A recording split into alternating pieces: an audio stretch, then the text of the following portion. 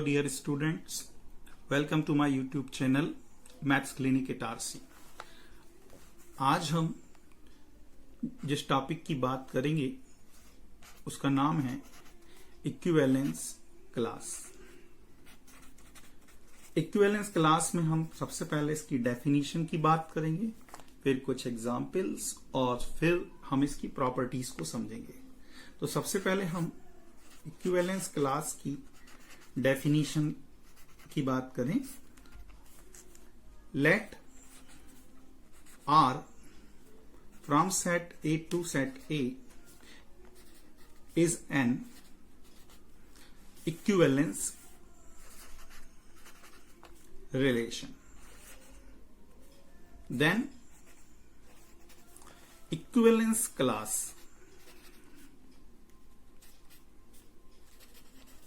of A belongs to capital A is defined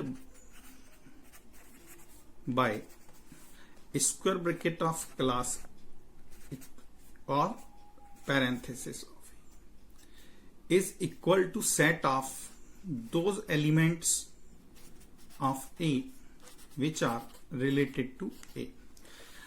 definition को समझिएगा कि यदि R किसी सेट A पर एक इक्विवेलेंस रिलेशन है तो किसी भी एलिमेंट A की जो इक्विवेलेंस क्लास होती है वो हम स्क्वायर ब्रैकेट ऑफ A या पैरेंथेसिस से डिनोट करते हैं, और ये इक्विवेलेंस क्लास में हमें सेट ए के वे सारे एलिमेंट लेने होते हैं जो ए से रिलेटेड होते हैं। इसे एक एग्जाम्पल से समझते हैं। फॉर एग्जाम्पल, सपोज सेट ए जो है वो हमारे फर्स्ट 10 नेचुरल नंबर्स का एक सेट है। ओके, अब मैं इस सेट पर एक रिलेशन डिफाइन कर रहा हूं। Relation over set A given by A related to B if and only if A minus B is even. Then we know R is an equivalence relation on set A, right. हमने यहां एक example लिया है set A जिसमें first 10 natural number हैं और एक relation R जो कि सेट A पर है। A related to B implies करता है difference of A and B is even. अब हम इस रिलेशन को इजिली इक्विवेलेंस रिलेशन प्रूव कर सकते हैं, जो कि मैं डायरेक्ट लिख रहा हूं। यहां पर हमारा रिलेशन आर रिफ्लेक्सिव, सिमेट्रिक और ट्रांजिटिव तीनों होगा, ये हम देख चुके हैं। हम फोकस कर रहे हैं इक्विवेलेंस क्लास को। तो अब यहां पर सेट ए में आने वाले एलिमेंट्स की हम इक्विवेलेंस क्लास निकालेंगे। अब इक्विवेलेंस क्लास जैसे हम 1 की बात करें, 1 की इक्विवेलेंस क्लास क्या होगी? तो 1 की इक्विवेलेंस क्लास में सेट ए के वो एलिमेंट आएंगे जो 1 से रिलेटेड है। बाय डेफिनेशन वी से set of x belongs to A such that x is related to 1। अब 1 से रिलेटेड जितने एलिमेंट हैं वो ए की क्लास को बिलोंग करेंगे। लेकिन रिलेशन की यहां अगर हम डेफिनेशन लगा दें तो ये कहता है कि मॉड ऑफ एक्स माइनस 1 जो है वह एक इवन नंबर होगा। तो अब सेट ए से क्लियर है कि हमें कौन कौन से नंबर होंगे जिनका 1 से डिफरेंस इवन होगा। सेट ए हमारा क्या था? फर्स्ट 10 नेचुरल नंबर का सेट था, और यहां पर 1 एक ऑड नंबर है और x 1 से लेकर 10 तक हम कंसीडर करेंगे तो हम पाते हैं कि x की पॉसिबल वैल्यू क्या हो सकती है? 1 हो सकती है, 2 नहीं हो सकती। 2 और 1 का डिफरेंस ऑड आएगा। तो और डिफरेंस इवन आपको पता है कब होगा? जब x खुद एक ऑड नंबर हो, x इटसेल्फ ऑड नंबर हो, क्योंकि 1 ऑड है और 2 ऑड नंबर का डिफरेंस इवन होगा। पर हम यहां पर x को रिस्ट्रिक्ट कर रहे हैं कि x केवल a से ही आएगा, तो x की पॉसिबल वैल्यू क्या होंगी?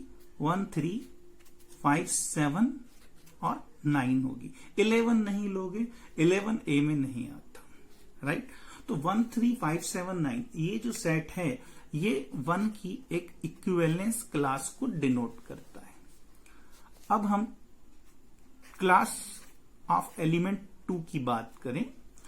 2 की इक्विवेलेंस क्लास क्या होगी? तो set of x belongs to a such that x is related to 2। अब हम 2 से रिलेटेड एलिमेंट का एक सेट बनाएंगे।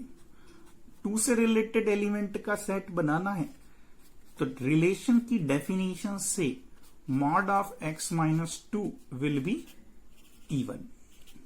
तो अब 2 इटसेल्फ यहां पर हम देख रहे हैं इवन नंबर है, और इवन का डिफरेंस इवन से ही इवन होगा, क्योंकि यदि मैं यहां 1 रखता हूं या 3 रखता हूं तो वो डिफरेंस मुझे ऑड मिलेगा।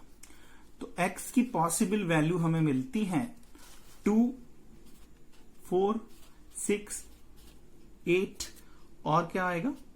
10 आएगा। तो इस तरह से ये 2 की हमें एक इक्विवेलेंस क्लास मिल जाती है। चलिए अब हम इसी में 3 की क्लास फाइंड करें।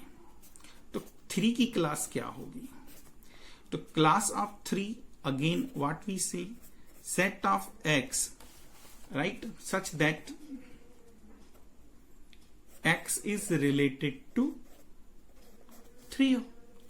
तो x रिलेटेड टू 3 कब होगा? जब मॉड ऑफ x माइनस 3 भी आपको क्या मिल रहा हो? एक इवन नंबर आ रहा हो।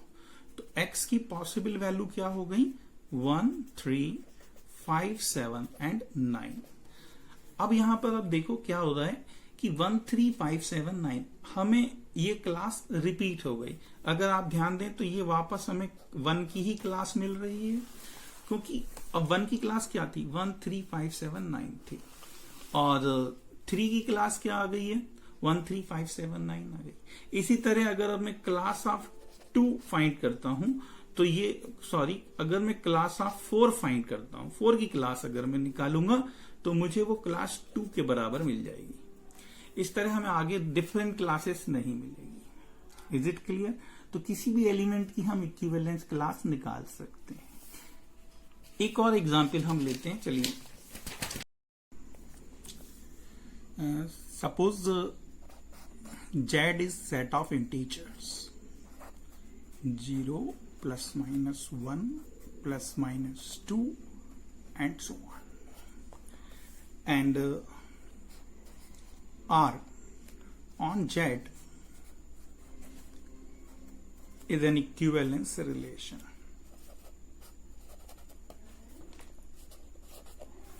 Where we define R as A related to B if and only if 3 divides A minus B. यहां पर हमने R इक्विवेलेंस रिलेशन कह दिया है। ये हम पहले प्रूव कर चुके हैं कि 3 divides A minus B over the set of integer एक इक्विवेलेंस रिलेशन होता है। अब हम इक्विवेलेंस क्लास की बात करेंगे। सबसे पहले 0 की इक्विवेलेंस क्लास फाइंड करेंगे। 0 की इक्विवेलेंस क्लास डेफिनेशन से set of all integers such that x is related to 0। अब यहां पर अगर हम रिलेशन की डेफिनेशन देखें तो वे सभी x 0 से रिलेटेड होंगे if 3 divides x minus 0 condition hold होती हो। तो यहां पर कौन कौन से इंटीजर होंगे जो इस कंडीशन को सेटिस्फाई करेंगे? तो सबसे पहले तो हम देखें 0 होगा, x की पॉसिबल वैल्यूज 0 होगी। 1 3 से डिवाइड नहीं होता, 2 3 से डिवाइड नहीं होता। अगला पॉजिटिव इंटीजर क्या होगा? 3, 4 नहीं होता, 5 नहीं होता, 6, 9 and so on. Negative integers अगर हम कंसीडर करते हैं तो पहला नेगेटिव इंटीजर आएगा -3, then -6, then -9 and so on. तो इस तरह हमें 0 की इक्विवेलेंस क्लास मिल जाती है। अब हम यहां पर 1 की इक्विवेलेंस क्लास फाइंड करेंगे। 1 की इक्विवेलेंस क्लास क्या होगी? Again by definition set of all integers x such that 3 divides x minus 1। अब कौन कौन से इंटीजर्स हैं जो इस कंडीशन को होल्ड करेंगे? तो सबसे पहले आएगा 1, 1 minus 1 0, 0 is divisible by 3, 2 नहीं आएगा, 2 minus 1 is 1, 1 3 से डिवाइड नहीं होता। तो नेक्स्ट इंटीजर क्या आएगा? यहां पर 4, 4 के बाद क्या आएगा? 7 एंड सो ऑन। इसी तरह अगर हम नेगेटिव इंटीजर कंसीडर करें तो नेगेटिव इंटीजर में क्या क्या आएगा?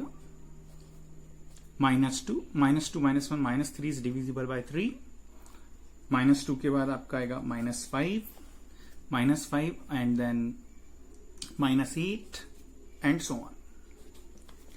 Next, if we find class of 2, then class of 2 will be set of all integers such that x is related to 2। अब हम 2 से रिलेटेड एलिमेंट्स का सेट बनाएंगे, लेकिन 2 से रिलेटेड कौन कौन से इंटीजर होंगे जिनके लिए कंडीशन होल्ड होती हो क्या कि 3 डिवाइड्स x माइनस 2। तो x की पॉसिबल वैल्यू क्या क्या होंगी? तो यहां पर x की पॉसिबल वैल्यू होंगी 2, then 5, then 8 and so on. इसी तरह नेगेटिव इंटीजर्स लेंगे तो -1, -4, -7 एंड सो ऑन। तो ये हमें 2 की इक्विवेलेंस क्लास मिल जाती है। And very interesting point, if we see the class of 3, let's see class of 3 क्या होगा? अगर हम क्लास ऑफ 3 की बात करें तो डेफिनेशन से set of x belongs to z such that x is related to 3, and by definition of relation what we have, set of all x belongs to z such that 3 divides x minus 3। अब यहां पर x की कौन कौन सी possible value हो सकती है? तो सबसे पहले 0, हाँ 0 इसको सेटिस्फाई कर रहा है, 0, then 3, then 6 and so on. और नेगेटिव इंटीजर्स में -3, -6, -9। अब अगर हम यहां देखें तो ये क्लास हम पहले भी बना चुके हैं। ये किसकी क्लास थी? तो यहां देखेंगे हमने 0 की क्लास फाइंड की थी। 0 की जो क्लास थी उसमें भी 0, 3, 6, 9 एंड -3, -6, -9 है, और 3 की क्लास में भी सेम एलिमेंट आ रहे हैं। तो इस तरह 3 की जो क्लास है वो 0 की क्लास के इक्वल हो गई। सिमिलरली अगर आप फाइंड करेंगे नेक्स्ट इंटीजर 4 की क्लास, तो डेफिनेटली ये क्लास 1 के इक्वल आ जाएगा एंड सो ऑन। अब हम यहां पर किसी भी एलिमेंट की अगर इक्विवेलेंस क्लास फाइंड करेंगे तो ये किसी न किसी क्लास के बराबर आएगी। Is it clear? अब हम बात करेंगे कुछ प्रॉपर्टीज की। Properties of equivalence classes. Equivalence classes की प्रॉपर्टी हम यहां प्रूव करने में इंटरेस्टेड नहीं है, क्योंकि प्रूव आपसे पूछा नहीं जाता। अब सबसे पहली आपको केवल प्रॉपर्टी याद रखनी है। तो सबसे पहली प्रॉपर्टी जो हम बात करेंगे वो है every element belongs to its own equivalence class. Its own equivalence class, that is small A belongs to class A for every A belongs to A, right है। अब आप कोई भी क्लास को देखें, जैसे यहां हम इसी एग्जाम्पल को फिर से लेके चलें, तो जब हम 0 की क्लास फाइंड कर रहे हैं तो उसमें 0 आ रहा है, 1 की क्लास में 1 आ रहा है, 2 की क्लास में देखो 2 आ रहा है। तो कोई भी एलिमेंट अपनी खुद की क्लास को डेफिनेटली बिलोंग करेगा। अब ऐसा क्यों होता है, तो उसका सिंपल सा रीजन है कि छोटा सा प्रूफ है इसका कि आर जो होता है वो एक रिफ्लेक्सिव रिलेशन होता है। आर हमारा एक रिफ्लेक्सिव रिलेशन होता है, that's why condition A related to A for every A belongs to capital A hold होती है। Therefore, every element definitely belongs to its own equivalence class. ये पहली प्रॉपर्टी है। एक बार फिर से बताते हैं, पहली प्रॉपर्टी क्या है कि हर एक एलिमेंट अपनी इक्विवेलेंस क्लास में होता है, right. A always belongs to class of A. Next property जो हम बात करेंगे, नेक्स्ट प्रॉपर्टी है कि यदि B, if B belongs to class A, then class of A is equal to class of B हो जाता है। देखो एग्जाम्पल में हम देखें तो 0 की क्लास को अगर हम देखें यहां पर, तो 0 की क्लास में क्या आया था, 3 आया था। और जब हमने 3 की क्लास फाइंड किए थे, आपको याद होगा, यहां देखिए 3 की क्लास में क्या आ गया, 0 आ गया। 0 की क्लास और 3 की क्लास बराबर है। तो आगे क्लियर है और कौन कौन सी क्लासेस बराबर होंगी, 6 की क्लास भी यही आएगी, है ना, 9 की क्लास भी यही आएगी, and so on. 3, 6, 9 same class को बिलोंग करते हैं, राइट, इसलिए इनकी क्लासेस क्या हैं, इक्वल हैं। 1 की क्लास देखिए, 1 की क्लास में कौन आ रहा है, 4 आ रहा है, 7 आ रहा है। तो 1 की क्लास, 4 की क्लास, 7 की क्लास, -2 की क्लास, -5 की क्लास, ये सभी क्लासेस इक्वल हो। नेक्स्ट प्रॉपर्टी है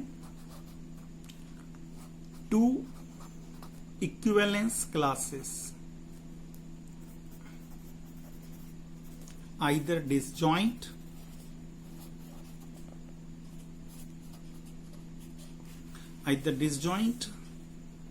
or equal, that is either equivalence class A equal to equivalence class of B or class of A intersection class of B will be equal to an empty set, right है। Example में देखिएगा, हमने यहां पर देखा था कि 0 की क्लास में 0, 3, 6, 9 जब आए थे, तो 0 की क्लास, 3 की क्लास, 6 की क्लास और 9 की क्लास, ये सभी क्लासेस कैसी आती हैं, सेम आती हैं। लेकिन अगर हम 0 की क्लास और 1 की क्लास को देखें, तो जो एलिमेंट 0 की क्लास में आ रहे हैं वो 1 की क्लास में नहीं आएंगे। तो 0 की क्लास और 1 की क्लास में एक भी एलिमेंट यहां पर कॉमन नहीं मिल रहा है। Is it clear. Next concept है कि distinct equivalence classes, distinct equivalence classes form the partition of given set. अब हम जिस सेट पर या जिस सेट के एलिमेंट के लिए इक्विवेलेंस क्लासेस निकालते हैं, तो डिफरेंट इक्विवेलेंस क्लासेस उस सेट का पार्टीशन बनाती हैं। अब ये पार्टीशन क्या होता है, ये हमने सेट थ्योरी में पढ़ा है, हम रिपीट कर दे रहे हैं। जैसे अगर सपोज करें आपके पास एक सेट ए है और सेट ए में हमने सपोज एलिमेंट लिया है 1, 2, 3, राइट, 1, 2, 3, तो P equal to suppose set of 1, 2 and 3, ये सेट ए का एक पार्टीशन होगा। बेसिकली पार्टीशन की डेफिनेशन क्या होती है कि अगर P किसी सेट का पार्टीशन है, सपोज A1 A2 AN, जहां जितने भी A1 A2 AN है ये A के सबसेट हैं, तो P को सेट A का हम पार्टीशन कहते हैं यदि दो कंडीशंस सेटिस्फाई होती हो। First, intersection of any two subsets is empty, मतलब कोई भी दो सेट म्यूचुअली डिसजॉइंट हो, और दूसरा union of all subsets A1 union A2 up to AN set A के इक्वल हो। अगर ये दोनों कंडीशन सेटिस्फाई होती हैं तो P को हम सेट A का पार्टीशन कहते हैं। जो एग्जाम्पल मैंने दिया है 1 2 3, उसमें दोनों कंडीशन हमारी होल्ड होती है, किन्हीं भी दो का इंटरसेक्शन 5 है और तीनों का यूनियन A के इक्वल है, तो यहां पर ये P जो है वो A का पार्टीशन हुआ। That's why distinct equivalence classes form the partition of set. अब हमारे एग्जाम्पल में जो पार्टीशन है Z का, Z में हमने 0 ±1 ±2 ये लिया था, और R जो था Z पर एक इक्विवेलेंस रिलेशन है, तो Z का R के रिस्पेक्ट में पार्टीशन क्या होगा? Z का R के रिस्पेक्ट में पार्टीशन हो जाएगा equivalence class of 0, equivalence class of 1 and equivalence class of 2, क्योंकि इसके आगे की इक्विवेलेंस क्लासेस रिपीट होती हैं। ठीक, 3 की इक्विवेलेंस क्लास 0 के बराबर है, फिर 4 की इक्विवेलेंस क्लास 1 के इक्वल थी। तो इस तरह से हमारे एग्जाम्पल में Z का ये एक पार्टीशन बना लेते हैं। क्यों बना लेते हैं? क्योंकि class of 0 union class of 1 union class of 2 अगर आप फाइंड करेंगे तो ये Z के इक्वल आ जाएगा, और किन्हीं भी दो इक्विवेलेंस क्लासेस के बीच एक भी एलिमेंट कॉमन नहीं है। तो इस तरह से हमें एक बहुत ही इंपॉर्टेंट कॉन्सेप्ट मिलता है कि किसी भी सेट की जो डिस्टिंक्ट इक्विवेलेंस क्लासेस होती हैं वो उसका एक पार्टीशन बनाती है। हमने अभी इक्विवेलेंस क्लासेस की प्रॉपर्टी डिस्कस की, उसकी डेफिनेशन की बात की। आई होप क्लियर होगा। आई होप इक्विवेलेंस क्लासेस से रिलेटेड आपके डाउट्स दूर हो गए होंगे, और अब आप इक्विवेलेंस क्लासेस पर बेस्ड क्वेश्चन 100% अटेम्प्ट करोगे। Thank you.